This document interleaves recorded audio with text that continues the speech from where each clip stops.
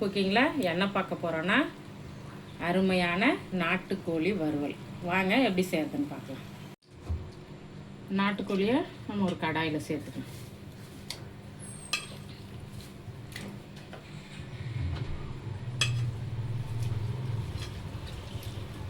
கறியில் கொஞ்சமாக மஞ்சள்தூள் சேர்த்துக்கலாம், கொஞ்சமாக இஞ்சி பூண்டு பேஸ்ட்டு சேர்த்துக்கலாம், கொஞ்சம் வெங்காயம், கொஞ்சம் தக்காளி.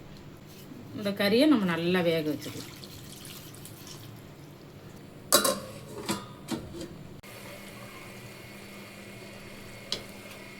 இந்த கறி நல்லா வெந்துடுச்சு. இல்லை நம்ம மசாலா சேர்த்துக்கலாம்.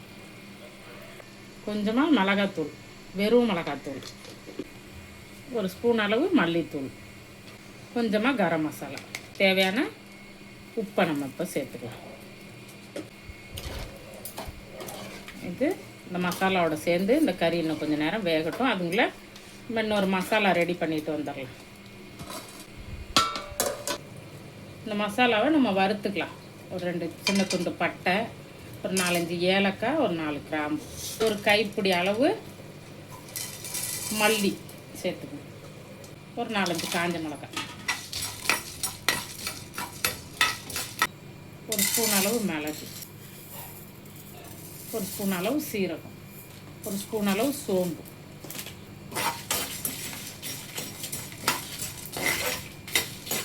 இந்த பொடியை நம்ம பொடிச்சு வச்சுக்கலாம். கறி வறுக்கையில், சிக்கன் வறுக்கையில், மட்டன் வறுக்கையிலலாம் இதில் ஒரு ஸ்பூன் அளவு போட்டு நம்ம வறுத்துக்கலாம். ஏன்னா மசாலா நம்ம கறி வேகையிலே போடுறோம்ல, மிளகாத்தூள் மல்லித்தூள்லாம் போடுறதுனால இது வந்து ரொம்ப சேர்க்குறாங்க. இது ஒரு ஸ்பூன் அளவு நம்ம இதை நல்லா இதுமாரி கொஞ்சம் அதிகமாக போட்டு வறுத்துட்டு பொடி பண்ணி நம்ம எடுத்து வச்சுக்கலாம். வீணெல்லாம் போடாது. ஒரு பிளேட்டில் மாற்றிக்கலாம். ஆற வச்சுட்டு நம்ம அரைச்சி எடுத்துட்டு வந்துடலாம். நம்ம கறி நல்லா வெந்து வந்துருச்சு பாருங்கள், சூப்பராக வெந்துருச்சு. நம்ம அரைச்சி வச்ச மசாலாவை இது கூட சேர்த்துக்கலாம். இப்போ நம்ம அரைச்சி வச்ச மசாலாவில் நான் ஒரு 1.5 ஸ்பூன் அளவு இதில் சேர்த்துக்கிறேன். உங்களுக்கு காரத்துக்கு தகுந்த மாதிரி சேர்த்துக்குங்க.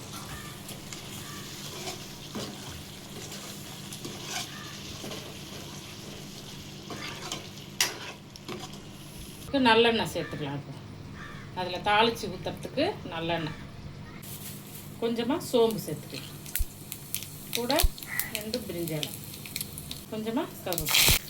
நம்ம அதை எடுத்துக்கலாம்.